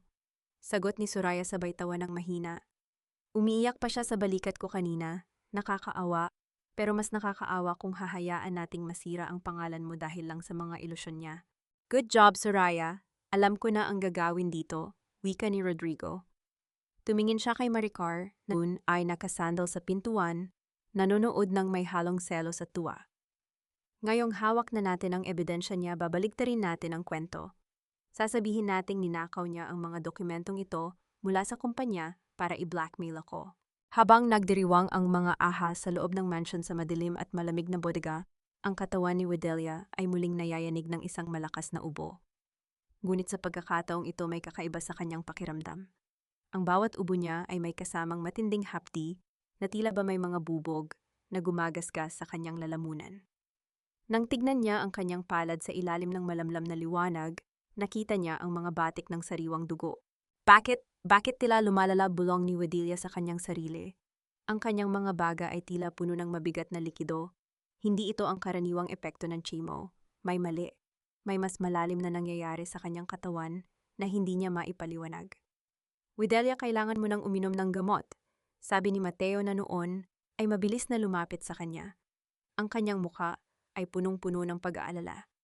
Lumalalim na ang gabi, hindi maganda ang tunog ng ubo mo.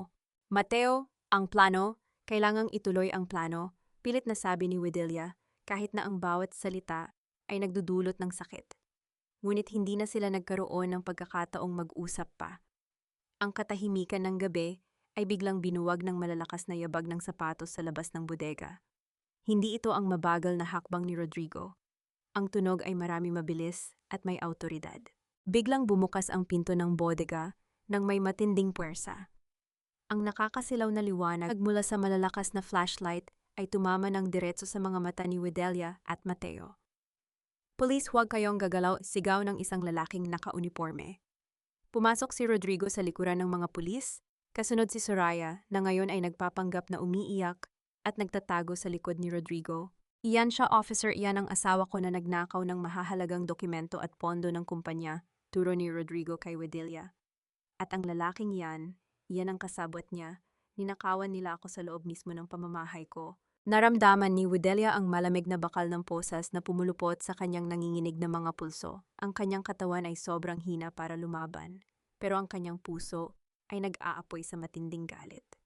Tumingin siya kay Soraya na noon ay sumisilip sa likod ng mga pulis nang may mapanuyang ngiti. Widelia Montenegro, you are under arrest for qualified theft and falsification of documents, wika ng pulis habang hinihila siya patayo mula sa kanyang banig. Dinala siya palabas ng bodega. Ang kanyang mga paa ay sumasayad sa dumi, habang ang kanyang ubo ay hindi tumitigil. Habang isinasakay siya sa sasakyan ng pulis, lumingon si Widelia sa madilim na mansyon. Nakita niya si Doña Remedios sa bintana, nakataas ang baso ng tsaa, tila nagbibigay ng huling saludo sa kanyang pagkatalo.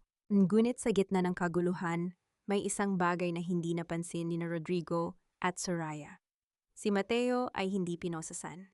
Sa katunayan, habang isinasakay si Widelia, isang misteryosong sulyap ang ipinadala ni Mateo sa pinuno ng mga pulis, isang sulyap na tila may lihim na mensahe. Ano ang tunay na papel ni Mateo sa gabing ito? Bakit tila ang kanyang pagkakahuli ay hindi isang pagkakamali kundi bahagi ng isang mas malaking bitag na sisilo sa lahat? Mamatay ka na ring magnanakaw, Widelia. Kahit sa huling hininga mo ang dumi-dumi ng pangalan mo. Isang Montenegro na nagnakaw sa sariling asawa, how pathetic. Ang boses ni Rodrigo ay umaalingaw-angaw sa loob ng maliit at malamig na selda sa loob ng ospital. Hindi ito katulad ng mga pribadong kwarto na nakasanayan ni Widelia. Ito ay isang hospital detention cell, mabaho, madilim, at ang tanging bintana ay may mga rehas na bakal. Nakahiga si Widelia sa isang matigas na kama, ang kanyang kanang kamay ay nakaposa sa gilid ng bakal na rehas, habang ang kanyang kabilang braso ay may nakatusok na swero na tila ba nagnanakaw din ng natitira niyang lakas. Ang bawat hininga niya ay may kasamang tunog ng paghihirap, isang malalim na kaluskos mula sa kanyang dibdib na nagdadala ng pait at bakas ng dugo sa kanyang mga labi. Ngunit mas masakit pa sa pisikal na karamdaman ang tingin ni Rodrigo, isang tingin na punong-puno ng tagumpay at kawalang hiyaan. Look at yourself, Widelia. Wala ka ng pera, wala ka ng pangalan, at malapit ka nang mawalan ng buhay. Dagdag ni Maricar. Habang pumasok sa silid, bitbit ang isang mamahaling kape at nakasuot ng isang makinang nasingsing na alam ni Widelia na galing sa kanyang sariling koleksyon. You try to play hero pero sa huli sa kulungan ka rin babagsak. At doon walang Yaya Esmeralda na magliligtas sa iyo. Bakit nyo ito ginagawa? Mahinang bulong ni Widelia. Ang kanyang mga mata ay nanlalabo na pilit na hinahanap ang kahit katiting na anino ng lalaking minahal niya noon sa mukha ni Rodrigo. Ibinigay ko ang lahat. Ang buhay ko, ang pera ko. Bakit kailangan ganito? Dahil kailanman ay hindi kita minahal, Widelia, diretsahang sagot ni Rodrigo habang lumalapit sa kama. Yumuko siya para bumulong ng diretso sa tainga ni Widelia. Minahal ko ang pera mo, ang connection mo, pero ikaw ay isang pabigat lang mula pa noong una. And now thanks to Soraya at sa peking kwaderno mo, selyado na ang kapalaran mo. Buong Dumaguete ay alam na isa kang criminal. Tumawa si Maricar, isang matinis na tunog na tila mga pako na kinakaskas sa bakal. Alam mo ba, Widelia, plano naming magpakasal sa susunod na buwan sa mismong mansion na itinayo mo. It's going to be the wedding of the year habang ikaw ay nabubulok dito. Naramdaman ni Widelia ang unti-unting pagguho ng kanyang kalooban. Sa sandaling ito, ang lahat ng kanyang mga plano, ang kanyang mga pain, at ang kanyang paghihiganti ay tila naging mga abo na tinangay ng hangin. Siya ay mag-isa nakaposas at may sakit sa loob ng isang selda na walang sino mang makakarinig sa kanyang mga hiyaw. Ang bawat tibok ng kanyang puso ay tila isang paalala na siya ay natalo na. Officer, pakibilisan ang pag-transfer sa kanya sa city jail pagkatapos ng suwero na yan, utos ni Rodrigo sa pulis na nakabantay sa labas. Ayoko nang makita ang mukha ng babaeng yan. Ngunit habang papalabas na sina Rodrigo at Maricar, ang malakas na pagsara ng pinto ng selda ay hindi nangyari. Sa halip narinig ang tunog ng mabibigat na hakbang ng mga sapatos na yari sa mamahaling balat, isang tunog na puno ng awtoridad at bigat. Bumukas ng malawak ang pinto. Isang matangkad na lalaki na nakasuot ng kulay abong suit, may bitbit na katad na briefcase, at may malamig na ekspresyon ang pumasok. Hindi siya taga Dumaguete. Ang kanyang tindig ay nagpapakita na siya ay galing sa mataas na lipunan ng Maynila o baka sa ibang bansa. Sa likod niya ay 4 pang lalaki na mukhang mga bodyguard. Attorney Rodrigo de la Vega, tanong ng lalaki sa isang boses na baritono at walang bahid ng emotion. Yes, I am. At sino ka naman para pumasok dito nang walang pahintulot? Mayabang na tanong ni Rodrigo. Ang lalaki ay hindi sumagot ng direkta. Tumingin siya kay Widelia na noon ay parang isang lantang gulay sa kama bago ibinaling ang matalim na tingin kay Rodrigo. I am the lead counsel and global representative of the Montenegro Maritime Group. My name is Attorney Sebastian Varga, wika ng lalaki, habang inilalabas ang isang dokumentong may gintong selyo. And I am here to inform you that you are under investigation for illegal detention harassment and the systematic theft of Montenegro assets. Namutla si Rodrigo, ang kanyang kayabangan ay tila bula na biglang naglaho. What Montenegro Widelia is just she's nobody. You are wrong, Mr. De La Vega, patuloy ni Sebastian habang dahan-dahang lumalapit kay Widelia at tumatango sa mga bodyguard para alisin ang poses nito. The real owner of the company you are trying to steal has arrived, and she is not just anyone. She is the sole heiress of the Montenegro Empire. Sa gitnaan kanyang panghihina, dahan-dahang itinaas ni Widelia ang kanyang ulo. Nakita niya ang takot sa mga mata ni Rodrigo at ang panginginig ni Maricar. Isang tanong ang dahan-dahang nabuo sa kanyang isipan habang nakatingin sa abogadong hindi niya kilala. Paano nalaman ng Montenegro Group ang kinalalagyan niya? At nasaan si Mateo, ang lalaking nangako sa kanya ng kalayaan, pero biglang naglaho sa gitna ng unos? Ang bawat yapak ng kanyang sapatos sa makinis na marmol ng Grand Ballroom ay tila isang hatol ng kamatayan sa katahimikan ng silid. Nagliliwanag ang buong bulwagan ng Grand Hotel de Dumaguete. Ang mga dambuhalang chandelier ay nagkakalat ng gintong liwanag tumatama sa mga mamahaling hiyas at kristal na hawak ng mga pinaka-impluensyadong tao sa lungsod. Sa NG entablado. Nakatayo si Rodrigo suot ang kanyang pinakamahal na tuxedo. Katabi si Maricar na animoy isang reyna sa kanyang puting bestida. Kasalukuyan silang nagdiriwang para sa anibersaryo ng kumpanya. Ang kumpanyang akala nila ay tuluyan na nilang nakuha. Ngunit ang tawanan at ang tunog ng mga kubyertos ay biglang naglaho nang bumukas ang malalaking pintong gawa sa mabigat na kahoy. Isang malamig na hangin ang tila pumasok sa loob, dala ang presensya ng isang taong hindi inaasahan ng sinuman. Doon sa gitna ng buka na nakatayo si Widelia. Hindi na siya ang babaeng gulanit ang damit na nanginginig sa loob ng madilim na bodega. Hindi na siya ang may sakit na ang tanging kasama ay alikabok at mga-ipis. Suot niya ang isang haute couture na itim na bestida na yakap ang kanyang katawan na lalong nagpatingkad sa kanyang maputla, ngunit makinang na balat. Ang kanyang buhok ay maayos na nakaayos at ang kanyang mga mata, ang mga matang dati ay puno ng pighati, ay ngayon ay may bagsik ng isang agila.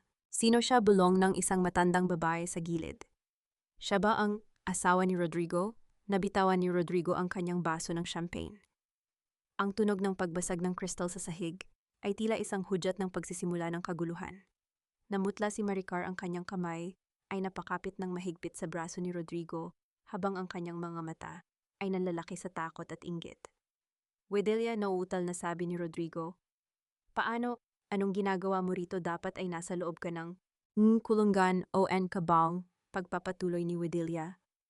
Ang kanyang boses ay hindi nanginginig. Ito ay malinaw, malakas at puno ng awtoridad na tila babawat sulok ng silid ay napipilitang makinig. Dahan-dahan siyang naglakad, patungo sa gitna. Ang bawat tunog ng kanyang takong ay tumatama sa puso ni Doña Remedios na noon ay nakatayo sa gilid ng buffet table, hawak ang kanyang rosaryo na tila ba ito ang magliligtas sa kanya mula sa impyerno. Ipinadala mo ako sa bodega, Rodrigo. Itinapon niyo ako na parang basura dahil akala niyo ay wala na akong pakinabang, wika ni Widelia. Habang humihinto sa harap ng entablado, tumingin siya sa paligid. Sa mga taong dati ay kinukutya siya sa likod ng kanyang likuran. Pero nakalimutan niyo yata.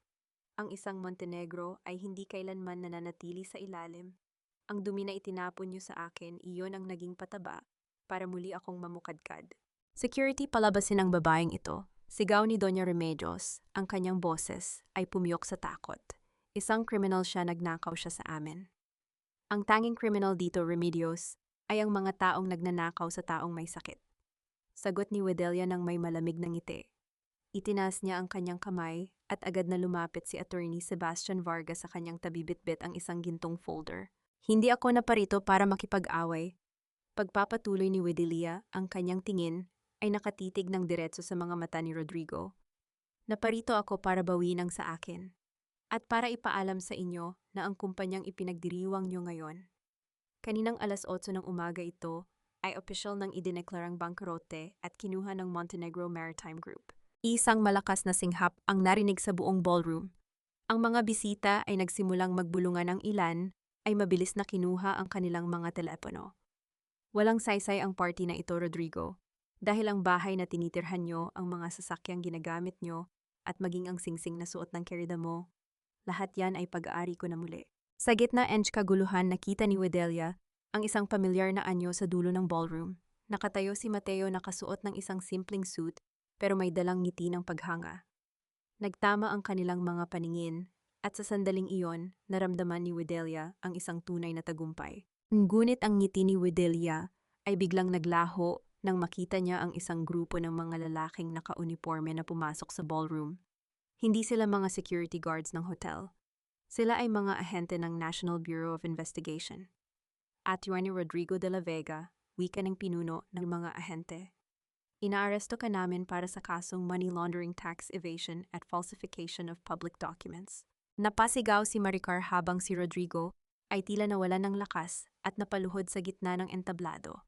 Pero bago pa sila tuluyang mailabas, lumingon si Rodrigo kay Wedelia, ang kanyang muka ay punong-puno ng puot. Akala mo ba panalo ka na, Wedelia? Hindi mo alam ang lahat. May isang lihim na hindi sinabi sa iyo ni Mateo, itanong mo sa kanya kung sino talaga ang pumatay sa ama mo. Napatigil ang mundo ni Wedelia. Ang kislap ng tagumpay sa kanyang mga mata ay napalitan ng isang matinding kaba. Dahan-dahan siyang lumingon kay Mateo, na ngayon ay dahan-dahang umaatras patungo sa dilim. Sino ba talaga si Mateo? At sa kabila ng lahat ng tulong niya, isa ba siyang kakampi o ang pinakamalaking kalaban na hindi pa nakikita ni Wedelia? Tansahag. Bitawan niyo ako. Hindi niyo alam kung sino ang kinakalaban niyo. Ako ang hari ng Dumaguete. Ang hiyaw ni Rodrigo ay unti-unting humina habang kinakaladkad siya ng mga ahente ng NBI palabas ng ballroom. Ang kanyang mamahaling tuxedo ay gusot-gusot na, ang kanyang muka ay punong-puno ng pawis at takot. Ang mga bisitang kanina lamang ay humahanga sa kanya ngayon ay nakatingin ng may halong pandidiri at pait. Ito ang pinakamatinding dagok sa kanyang hiya, ang mapahiya sa harap ng lipunang sinamba niya nang higit pa sa kanyang sariling asawa. Si Maricar naman ay naglulupa sa sahig, humihingi ng tawad habang pilit na inaalis ang mga panyong dumidikit sa kanyang mukha dahil sa pag-iyak. Wedelia, please, wala akong kinalaman dito. Si Rodrigo ang nagplano ng lahat. Pinilit lang niya ako. Tiningnan siya ni Wedelia nang may malamig na pagkaawa. Ang pag-ibig na nakabase sa nakaw na yaman ay kasing rupok ng buhangin, Maricar. Ngayon harapin mo ang buhangin sa iyong mga mata. Sa isang sulok na kitani, Wedelia si Doña Remedios. Ang matanda ay tila tumanda ng 10 taon sa loob lamang ng ilang minuto. Ang kanyang kulay gintong rosaryo ay nahulog sa sahig, ang mga butil nito ay nagkakalinsay sa marmol na tila mga luha ng pagsisisi. Ngunit kahit sa gitna ng kanyang pagkatalo, ang kanyang mga mata ay nananatiling puno ng puot. Akala mo ba ay masaya ka na, Wedelia, bulong ni Doña Remedios habang nilalagpasan siya ng mga pulis. Kinuha mo ang lahat sa amin pero hinding-hindi mo mababago ang katotohanan na ikaw ay baog at walang silbi sa pamilyang ito. Ang pamilyang tinutukoy ni Remedios ay isang pamilyang binuo sa kasinungalingan, sagot ni Wedelia, ang kanyang boses ay kalmado pero tila isang hagupit ng latigo. At ang bodega na itinira niyo sa akin. Doon ko natutunan na ang tunay na halaga ng tao ay hindi nasusukat sa kung sino ang kaya niyang iluwal, kundi sa kung paano niya kayang bumangon mula sa sarili niyang abo. Matapos may labas ang mga kontrabida, ang katahimikan ay bumalot sa ballroom. Ang mga dambuhalang ilaw ay tila nawalan ng ningning sa paningin ni Wedelia. Ang kanyang tagumpay ay may lasang abo sa kanyang lalamunan. Ang mga salita ni Rodrigo tungkol sa kanyang ama at kay Mateo ay tila isang nakakalitong palaisipan na ayaw siyang tantanan. Dali-daling lumabas si Wedelia sa ballroom, hinahanap ang matangkad na anyo ni Mateo. Ang ulan sa labas ay malakas, ang bawat patak ay tila humahampas sa kanyang balat. Mateo, Mateo, nasaan ka? Walang sumagot kundi ang dagundong ng kulog mula sa dagat. Ang kotseng madalas gamitin ni Mateo ay wala na sa parking lot. Sa gitna ng dilim, nakita ni Wedelia si Yaya Esmeralda na nakatayo sa ilalim ng silungan, may hawak na isang maliit at lumang envelope. Iniwan ito ng lalaking yon bago siya umalis. Wedelia, sabi ni Esmeralda, ang kanyang mga mata ay puno ng kalungkutan. Sabi niya patawarin mo raw siya. Nanginig ang mga kamay ni Wedelia habang binubuksan ang envelope. Sa loob nito ay ang kanyang gintong locket, ang locket na ninakaw ni Rodrigo. At sa likod ng larawan ng kanyang ama, may isang maliit na papel na may sulat kamay ni Mateo. Ang katotohanan ay mas masakit kaysa sa anumang sakit ng katawan. Ang tatay ko ang nagmaneho ng sasakyang bumangga sa tatay mo 10 taon na ang nakalilipas. At ang pamilya de la Vega ang nagbayad sa kanya para gawin iyon. Nilapitan kita para gamitin ka sa paghihiganti ko sa kanila. Pero hindi ko akalaing ikaw ang magtuturo sa akin kung paano muling magmahal. Hindi ako karapat-dapat sa iyo, Widelia. Ang huling ebidensya ng pagpatay sa tatay mo ay nasa loob ng lihim na vault, access code. Ang ikarawam mo. Napabsob si Widelia sa mga bisig ni Yaya Esmeralda. Ang bawat hagulhol niya ay humahalo sa ingay ng ulan. Ang taong nagligtas sa kanya sa bodega, ang taong nagbigay sa kanya ng pag-asa, ay siya rin palang anak ng taong kumuha sa buhay ng kanyang ama. Isang matinding ubo ang muling dumaing sa kanyang dibdib, ngunit sa pagkakataong ito, hindi ito dahil sa chemo. Ito ay dahil sa bigat ng katotohanang tila dumudurog sa kanyang puso. Sa gitna kanyang pighati isang itim na sasakyan ang huminto sa harap niya. Bumukas ang pinto at lumabas si Attorney Sebastian Varga. Madam Widelia, kailangan na nating umalis. May nakita kaming kakaiba sa loob ng mansion ng mga de la Vega habang isinasagawa ang inventaryo. May isang taong nagtatago sa basement na matagal nang inaakalang patay. Nanlaki ang mga mata ni Widelia. Ang misteryo ng kanyang pamilya ay tila isang balon na walang katapusan. Sino ang taong iyon at ano ang kinalaman nito sa lahat ng paghihirap na dinanas niya? Huwag kang matatakot, Madam Widelia. Narito kami. Ang boses ni Attorney Sebastian ay seryoso habang bumababa sila sa madilim at masikip na hagdan patungo sa basement ng mansion ng mga de la Vega. Ang bawat hakbang ni Widelia ay puno ng pag-aalinlangan. Ang amoy ng luma amag at gamot ay muling sumalubong sa kanya, isang familiar na amoy na nagpaalala sa kanya ng mga gabing naghihirap siya sa bodega. Pero dito sa ilalim ng mansyon ang amoy ay mas mabigat, tila ba may mga lihim na matagal nang ibinaon pero ayaw mamatay. Nang marating nila ang dulo ng hagdan, tumambad sa kanila ang isang maliit na silid na nakatago sa likod ng mga lumang aparador. Doon sa ibabaw ng isang hospital bed ay isang matandang lalaki na tila kalansay na lamang sa kapayatan. Ang kanyang buhok ay mahaba at puting-puti at ang kanyang mga mata ay nakatitig sa kawalan.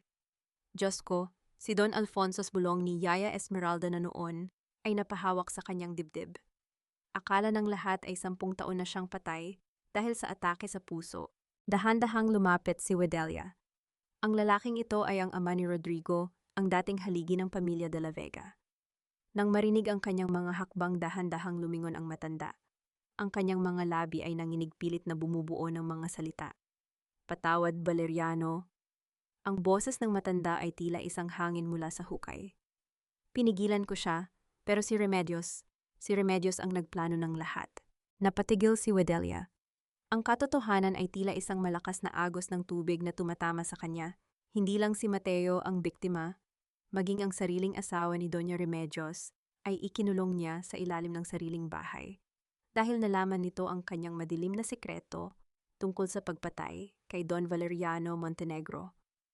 Ang pamilyang de la Vega ay itinayo hindi sa karangalan, kundi sa mga bangkay at mga pusong pilit na pinatahimik. Matapos malis ang matanda para dalhin sa ospital, nagtungo si Widelia sa presinto para sa huling pagkakataon. Nakita niya si Rodrigo sa loob ng rehas. Wala na ang kislap ng kanyang mga mata, wala na ang kanyang mapagmataas na tindig. Nakaupo siya sa sulok, mukhang gulanit at talunan. Sa kabilang selda si Maricar ay patuloy na sumisigaw, pilit na kinakamot ang rehas hanggang sa dumanak ang dugo sa kanyang mga kuko. Habang si Doña Remedios ay nakaupo ng tuwid, hawak pa rin ang kanyang rosaryo, pero ang kanyang mga mata ay wala ng buhay. Nandito ka ba para pagtawanan ako, Widelia? Tanong ni Rodrigo nang mapansin ang asawa. Hindi sumagot si Widelia. Inilabas niya ang kanyang wedding ring mula sa kanyang bag at dahan-dahang inilapag sa maliit na lamesa sa harap ng rehas. Nandito ako para ibalik ang huling bagay na nag-uugnay sa atin, Rodrigo. Hindi kita pagtatawanan dahil ang karma mo ay sapat na para maging parusa mo habang buhay. Patawarin mo ako, Widelia. Pakiusap. Pagsusuma mo ni Rodrigo ang kanyang mga luha ay nagsimulang pumatak sa maruming sahig. Ang ning patawad ay ibinibigay sa mga taong marunong magsisi. Pero ang hustisya ay para sa mga taong ninakawan mo ng buhay. Sagot ni Wedelia bago tuluyang tumalikod. Mula sa araw na ito ang pangalang De La Vega ay mabubura na sa buhay ko. Ako ay si Wedelia Montenegro at hindi na ako muling magiging bilanggo ng iyong mga kasinungalingan. Habang naglalakad palabas ng presinto naramdaman ni Wedelia ang isang kakaibang ginhawa sa kanyang dibdib. Ang ubo na matagal nang nagpapahirap sa kanya ay tila humupa na. Ang bawat hakbang niya sa ilalim ng sikat ng araw ay puno ng bagong pag-asa. Ngunit habang pasakay na siya sa kanyang sasakyan, isang maliit na bata ang lumapit sa kanya at nag-abot ng isang puting rosas. May nakasabit na maliit na papel sa tangkay nito. Para sa reyna ng bodega, bulong ng bata bago mabilis na tumakbo palayo. Binuksan ni Wedelia ang papel. Wala itong pirma, pero ang sulat ay familiar na familiar. The sea is finally calm, Wedelia, but the scars are still there. If you can find it in your heart to look at the horizon at sunset, maybe you'll see the shadow of the man who still loves you from the dark. Napatitig si Wedelia sa malayo sa dalampasigan ng Dumaguete, kung saan ang langit at dagat ay nagtatagpo. Ang kanyang puso ay kumitig ng mabilis. Si Mateo, buhay siya. Ngunit sa kabila ng lahat ng sakit at sikretong namamagitan sa kanila. Kaya nga ba ng pag-ibig na maghilom ng mga sugat na gawa sa dugo at pagkakanulo, ka? Isang taon ang mabilis na lumipas at ang simoy ng hangin sa dalampasigan ng Dumaguete ay hindi na nagdadala ng amoy ng luma at amag. Sa halip ang hangin ay puno ng bango ng mga bulaklak ng sampagita at ang alat ng dagat na tila naglilinis sa bawat sugat ng nakaraan. Nakatayo si Wedelia sa balkonaheng Fundación de la Esperanza, ang gusaling itinayo niya sa mismong lugar, kung saan dati ay nakatayo ang bodega na naging saksi sa kanyang pinakamadilim na gabi. Ngunit ngayon, ang gusaling ito ay puno ng liwanag. Ito ay naging kanlungan para sa mga kababaihang tulad niya mga inabuso, minaltrato at itinakwil ng lipunan.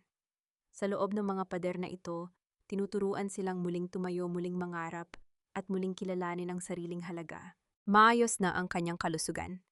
Ang kanyang buhok ay muling tumubo ng makapal at makinang at ang pamumutla ng kanyang balat ay napalitan ng isang malusog na kulay. Hindi na siya ang biktima, siya na ang reyna na nagpapatakbo ng sariling niyang kapalaran.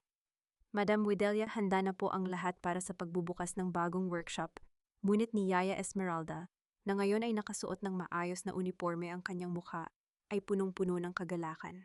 Salamat, Yaya. Susunod na ako, sagot ni Wedelia ng may matamis na ngiti. Bago siya bumaba sa glit siyang tumingin sa malayo. Sa loob ng isang taon, natutunan niyang magpatawad hindi dahil karapat-dapat ang mga De La Vega, kundi dahil karapat-dapat siya sa kapayapaan. Nabalitaan niyang si Rodrigo ay patuloy na nagdurusa sa loob ng kulungan, habang si Doña Remedios ay tuluyan nang nawala sa katinuan at nananatili sa isang institusyon yakap-yakap ang kanyang rosaryong wala ng ginto. Ang hustisya ay natupad sa paraang hindi niya kailangang dumiha ang sariling mga kamay. Isang familiar na boses ang narinig niya mula sa likuran. Isang boses na naging sandigan niya sa gitna ng unos. Sabi ko naman sa iyo, mas bagay sa iyo ang ngiti kaysa sa luhang dulot ng sakit. Dahan-dahang lumingon si Wedelia. Doon sa ilalim ng sikat ng araw nakatayo si Mateo. Hindi na siya ang kaminero na may dalang mga lihim. Siya ay isang lalaking naglakbay sa malayo para linisin ang kanyang sariling budhi. Lumapit siya kay Wedelia, ang kanyang mga mata ay puno ng pagsinta at paggalang. Bumalik ka, bulong ni Wedelia, ang kanyang puso ay tumitibok ng may bagong uri ng kaba. Hinding-hindi ako titigil hanggat hindi mo ako napapatawad, Wedelia. At kahit abutin pa ng habang buhay, maghihintay ako, sagot ni Mateo. Dahan-dahan niyang kinuha ang kamay ni Wedelia at marahang hinalikan ang likod nito. Walang mali siya kundi isang banal na pangako ng katapatan. Tumingin si Wedelia sa abot tanaw. Alam niyang hindi magiging madali ang lahat. Ang mga peklat ng nakaraan ay mananatili, ngunit ang bawat peklat ay isang medalya ng kanyang katatagan. Sa piling ni Mateo o kahit mag-isa, alam niyang hindi na siya muling babalik sa dilim ng bodega. Ang kukwento ni Wedelia Montenegro ay isang paalala sa bawat babaeng nakikinig na ang bawat pagluha ay may katumbas na pagbangon at ang bawat pagtataksil ay mitsa lamang para sa isang mas maliwanag na bukas. Dahil sa dulo ng bawat unos ang reyna ay laging nakakahanap ng daan pabalik sa kanyang trono. Habang pinagmamasdan natin ang payapang mukha ni Wedelia sa harap ng malawak na dagat, Ramdam natin ang katahimikan ng isang bagyong sa wakas ay lumipas na. Wala na ang amoy ng alikabok at amag, pinalitan na ito ng bango ng kalayaan at bagong simula. Magamahal kong tagapakinig, maraming salamat sa pagtitiyaga ninyong samahan ako hanggang sa huling yugto ng kwentong ito. Aaminin ko sa inyo habang isinusulat ko ang mga tagpo kung saan pilit na bumabangon si Wedelia mula sa malamig na semento ng bodega habang iniinda ang sakit ng kanyang katawan at ang hapdi ng pagkakanulo ni Rodrigo. Ilang beses din akong napatigil dahil sa bigat ng emosyon. Ang kwentong ito ay hindi lamang basta nabuo mula sa imahinasyon. Ito ay alay ko sa lahat ng mga kababaihang patuloy na lumalaban sa sarili nilang mga bodega sa totoong buhay. Pinatunayan ni Wedelia na ang ating pagkatao ay hindi parang isang locket na basta na lamang nananakaw o naisasanla.